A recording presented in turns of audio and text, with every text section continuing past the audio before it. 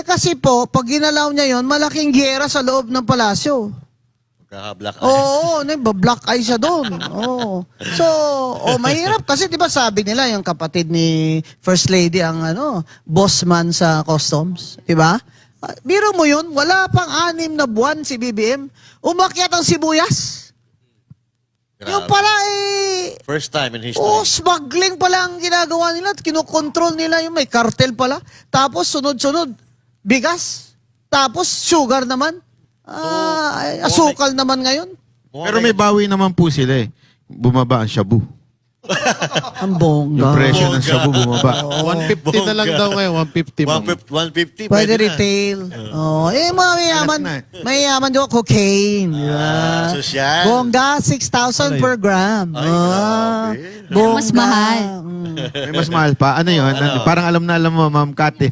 May grade kasi yan. Anong grade? Yung pinakamura, 6. Tapos paakyat yan, depende sa grade. Yes. Gano'n pinakamahal? Siyempre, the best yung kay BBM. Ang alam ko, the last time I know, nasa 20 eh. Ano ba yung Per BBM? gram. Ayun, yung May sa video ka pa siguro. Ano ba yung BBM, Ma'am, attorney? Di ba every 15 minutes kailangan sumingot? Ay, Kasi ang dopamine hit, sabi sa akin nung dating adik na hindi na siya adik ngayon. So, every 15 minutes yung dopamine hit. Ka 15 minutes babagba yan. Yeah. Kaya kailangan hit uli. Yan. Every 15 minutes, how many may 15 minutes in 1 hour? Di ba? 4? Oh. 4 times sa sa 60 minutes lang. Oh. Ano yun, lonely, pag nagsusona sa isang oras yun. Oo nga. Kaya pala nagagalit sa... Oh, yun. Nalulog ba? No. Oo. Ayan na, luwang-luwang ng Ayan. Yan, yung grinding na yan. Kasi you keep on hit. hitting. I think what happened there is, yung nakikita nyo, I think nag-hit siya ng yung malakasan. Malaking Parang bato. yung shot Ayun, ng every 15 minutes. Kasi ang coke, ang niya, nagsistay sa katawan mo ng 30 minutes. Yung tama niyan, 30 minutes. Tama si Com Gonzon, in 15 minutes, kailangan ka ulit bumanat. Pero kaya pala hindi na natin Kaya makita yung nakalata. no? Kaya pala hindi na natin makita yung 13 billion pulburon sa Alitagtag, Batangas. Oo nga. Kasi, ang sinasabi nila, bakit pa daw kailangan ni BBM magnakaw? Ang dami-dami daw niyang pera. Excuse me, di ba ang pera niya nakatenga sa Amerika? Hindi nga niya makuha. At saka yung vision niya, kailangan niya talaga ng bilyon-bilyon. Biro mo ng kamahal niyan. At saka, syempre, may iba pa siyang mga pinagagawa. Hindi niya na matago. Tingnan niyo yung tsura niya, oh.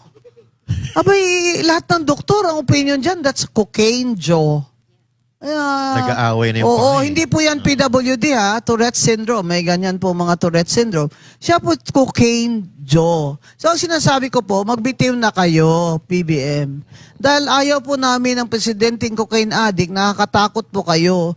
Dahil kayo ang commander-in-chief ng ating armed forces. Saka tingnan nyo, sirang-sira na yung ekonomiya natin dahil yung mga desisyon nyo ay hindi na tama. Bali-bali. Kung kailan mo lang gusto, nagigising ka. Paano ba naman yun? Kailangan namin ng presidenteng maasahan namin na makakasolve ng gutom. 2.4 million ngayong Pasko, walang trabaho.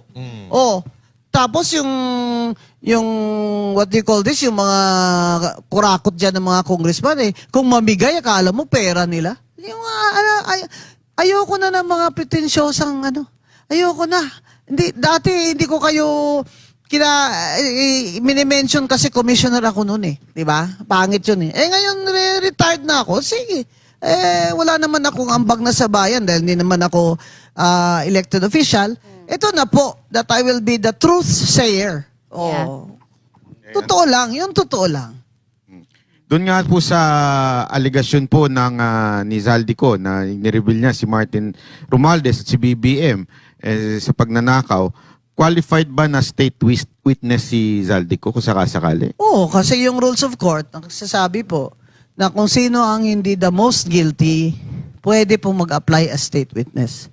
Yung most guilty naman, si Romualdez naman at si BBM Diba? Hindi naman siya Kumbaga utusan lang siya, kaya nga siya nagtanong Yes. Na Yusek, totoo ba kay Presidente ito? Oo. Secretary Pangandaman, kay Presidente ba ito? Oo. Speaker, tama ba ito? Tutuloy ko ba ito? What the President wants, the President gets. Sabi Paano ni Martin si Luther. Sandro? Oo. Ngayon, ibang usapan na. Sama na si Sandro. Pero sabi niya noon, sa tapang niya, live stream daw. Isa pa yan. Sige, live stream, saka pa. Pikit-pikit. Ano, yung pikit-pikit? It's a sign of stress, especially in trying to compose yourself. Psychologically yan eh. Na kapag you're trying to compose yourself na confident ka, pikit ka ng pikit. Yun yung blinking. Tsaka Tsaka- grabe yung ano niya, no? Tsaka yung panga nito, gumagalaw din eh. No, ano ko lang naman, ngayon ibang usapan na kasi si Sandro damay na. At ang may sinasabi pa si Saldico, sino ba yung nagsabi na pati yung isang anak ni BBM na Vinny ba yun? Ay may projects din. Nako, halos lahat. Ano ba yun? Dati lolo nyo lang, siya lang isa. Ngayon, lahat na kayo. Pero kasi tinatanong ng iba na posible ba talaga na entire family is corrupting the entire government? Kasi sa start pa lang weak na yung presidente. Kasi so very strong si First Lady, lalo na abogada siya. Akala ko pa naman noon, buti yan, abogada ang maano siya, marerendahan siya. Hindi eh. Parang lumala eh. So, because he's been weak from the start. Yan yung mga rally noon sa kay Lenny, sinabi ko. Grabe no, galing ako Cebu. Tawag na naman yung si isang congressman sa akin na, Gom, punta ka dito kasi si Lenny nandito magrarally. Lahat kami dito lalaki, nakakailang. Uy, may ticket ako puntang Manila. Sige lang. Punta na naman ako doon. Apat-apat yung kasama ko. Punta na naman ako sa Tagum. Kung saan si Lenny, kung kailangan niya ako, nandun ako dahil kaibigan ko yan ang asawa niya.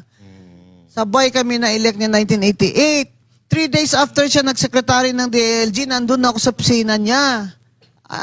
Hindi pa ayos sa opisina niya, nandun na ako. Tapos sa Harvard, nag-recommend ako sa kanya doon sa John F. Kennedy School of Government. Friend ko talaga pag may problema siya, legal, yung pinapadeport siya, di ba? Tawag siya sa akin. Kahit si VP Lenny. Dahil may kaso yan noon na hindi niya namahawakan dahil, di ba, binangga yan sila? Nag-whiplash yan siya eh. Binangga sila from the back nung isang truck. So hindi na siya makapractice. So ako yung ni-request niya na I took over the case. Mga kaibigan ko talaga silang personal. Kaya talagang magkamatayan na kami ni BBM. Talagang umakyat ako sa stage at sinabi kong si BBM bangag. So, Ito, linawin muna natin. Ito yung opinion po ni Attorney Rowena Guanzon. Ha? Ayan. So, ito po ang ating inilalabas ngayon dahil alam nyo bilang special guest natin si Attorney Rowena Guanzon, excited ang mga kababayan natin malaman ng kanyang opinion sa mga issue sa lipunan. Yan. At isa na nga dito, may nilabas si Richard Haydarian. Kilala niyo po ayan yun? Naku po. Sabi niya, the top 5 most influential Filipino. Ayan daw po. Hindi ako naniniwala dito. Dapat number 1 kayo dito. Ano yan sila? Oh. Influential. Si Maria Ressa naman. Oo naman. Siyempre, idol ko yan si Maria Ressa. Sino yung Haydarian? Number 2 siya? Oo. Hindi ko... Sino yan? Walang Rolex. Parang ikaw pinapatamaan yan, ma'am. Oh. Tapos Followers walang Rolex. Walang Rolex. wala nga Parang siyang puro Rolex, wala kakapwet rin siyang yan, ha? hiya. Kaya lang problema, Na ma'am. maglagay siya dyan ng sarili Diba? niya na number 2 siya. Kaya lang problema, Tony. Wrong spelling eh. Oh. Ha? Wrong spelling. Yung influential. Ay, wrong spelling pang influential. Parang provincial. Siya po nag-post Bira. niyan, ha? Nilagay niya rin si Maria Ressa dyan at si Jessica Soho para kunyari totoo. Kalibel niya. Wala Kunwari, po. kalibel niya. Ano? Wala po sa dictionary ganyang word eh. So siya lang ang nag-post nito? Siya post niya. Ang Ayun, oh. kapal ng mukha niya. Diba si Maria Ressa pa nga nagsabi sa isang speech siya na the Philippines may be a failed democracy? Parang reposted niya ata, parang shinare niya eh. Yan ang ano dyan. So hindi ko alam, pero parang ano eh. Pero Parang imposible lahat number yan. 2 siya. Oo naman. Mas mataas pa siya kay Jessica Soho, di ba? Oo. Ipanalo na bang kandidato yan? Mataas ang Talo kay naman ng Eric. talo. Siya ba yun yung Sub-Saharan Africa? Siya si Sabi Sub-Saharan. mga Bisaya, Sub-Saharan Africa. Ayan. oo. Sabi niya. Tapos siya, mayaman sila doon sa Baguio. Ganon. Nakakahiya ka. Ang tanong, Wala ka ng Rolex, wala ka pang hiya. hindi ang tanong nga Double dito, whammy. meron ba siyang 530 million engagement? Yun ang problema. Yun. Kaya naman niya ako challenge para baka sakaling mabigyan ko siya ng 1 million. So ang ginawa ko, I threatened to sue him. I'll fucking sue you. Alam mo? Nag-message siya ngayon sa akin that it would be nice to meet up, chu-chu-chu. Siyempre, in-ignore ko siya. Diba? Gusto ko sabihin, ayoko sa'yo, bakla. Diba? Totoo? Hindi. Bakla? Hindi, ganun lang naman ako magsalita, diba? Ay, hindi bakla. Lingual Ayoko lang. sa'yo, bakla. Kasi Ay, may hindi naamoy. ka sikat. Bakit ko naman ikaw papansinin? He stopped, ha? Nung sinabi ko, I'll fucking sue you. Oh, pagbibigyan kita. Maraming oras mo. Retired ako. Oh. Kaya tumigil yan eh. Ay, huwag kayo maniwala sa mga yan, mga political analyst na mga... Analyst. Paano naging analyst yan? Even, Yun nga, even meron- si Llamas. Meron kayo nabanggit itong mga political analyst. Napakinggan ko yun sa interview. Ano po yung sinabi niyo doon na mga political Itong mga analyst? kuno-kuno political analyst sila, ito yung mga walang trabaho eh. Wala namang kliyente. Grabe, no? Walang trabaho. Si Hidarian. Hidarian Richard Hidayrian. sa Sararan, Africa. Ah. Hindi nga abogado yan eh. Kliyente si Mag-discuss ng konstitusyon sa guest niya para akala mo may May alam. Master of Laws eh. Para naman, alam mo, pitensyoso kayo. Kaya ako, I'm just myself. Pag sinabi ko sa inyo, ganyan, makain nga ako ng turo-turo eh. Di ba, Kat? Sasabi lang lahat, do not eat those things, sabi ng doktor ko, kapatid. Gusto ko to eh. Gusto ko yung may yung Hindi, mga... pag mainit na, di ba? Yung Namamatay yung intestine ba ng ng manok ba? Ayaw. Oo, isaw. Oo, Oo, nakain ko yan eh. Yung sa UP. At isa pa sa ginagawa nila, attorney, sila mismo nag-i-interviewan Sa isa't isa. sa isa't ganun ba? isa. Kaya Ngayon yung ginagawa nila eh. Hindi kasi ako na nanonood dyan sa kanya kasi naka-strike one na yan sa akin eh. Baka ngayon nakapahinga na ako, baka strike to siya. Di ba? Uy. Kaya ikaw, Manahimik. whatever you call yourself, na number 2 ka sa most influential, pumunta ka sa Esquire, Philippines, dahil mas totoo yun, di ba? Nandun ako. Yun. Sinabi ng Esquire, ito, payabangan na lang tayo. Sabi ng Esquire magazine na sa lahat na walang posisyon sa gobyerno, ito yung pinaka-influential. Kasi wala namang posisyon na. Tama. Di ba? Sila may mga posisyon, kaya BBM nandun, First Lady nandun, di ba? Yan. Hindi ko alam, sino ba gumawa niyan? At yan, itanong din natin yung opinion nyo, ma'am, doon sa sinabi ni Senator Robin na wag magpahuli ito si Bato. Ay, wag, ano ba sinabi niya, wag sumuko sa foreign powers si Bato. Ano pong inyong opinion ni doon? Tama naman kung foreign power ang pag-uusapan natin, talagang tayo hindi nga tayo sumuko sa kudigmaan eh. Ang tanong dyan, ang ibig niyan sabihin, na pag illegal yung pag-aresto, labanan niya. Yun ang ibig niya sabihin. Kasi, yung nangyari doon kay PRRD, kaya talaga nag-comment ako dyan sa yung kababayan ko yan na si Torre. Kasi, ano ba yung warrant na siniserve mo? Yun ang ko. Wala ka namang warrant. Wala ka namang order ng DOJ. Wala kang warrant from a court with jurisdiction. Sabi nila, exempted daw yun dahil doon sa special law na yun. Ano pala ba whose authority ka nag-arrest? Tapos ang ayaw ko doon, yung sinasabi niya talaga, he was pacing back and forth. And sabi niya, habang hihilahin ko yan. Ano ka, General Torre? Pati yung anak na abogada, Vice President na ng Pilipinas, ay papasukin doon sa the site of the arrest. Anong klaseng justice system ito? Na bigla naman siya na-promote, 5-star na siya. Ay, congrats! Sa Kasimano ako, General Torre, congratulations! Kaya na floating. Pero 86 days ka lang. 86 na. Bigla legal. Attorney, in history yun ah. Yeah, kasi naman ikaw, pinapakialaman mo ng mga karakitan dyan. Ay, naku po. Dapat nagpa-chief ka lang na parang pa-picture ka lang dyan. Huwag mo guluhin yung mga karakitan nila. Ginulo mo eh. Ayan. Ngayon, tubako ka na lang, Senador. Yan. Sige ha. Makakalaban niyo po ba siya? Sige, General Torre, hindi kita iboboto. Pero, sige, tumakbo ka. Di ba?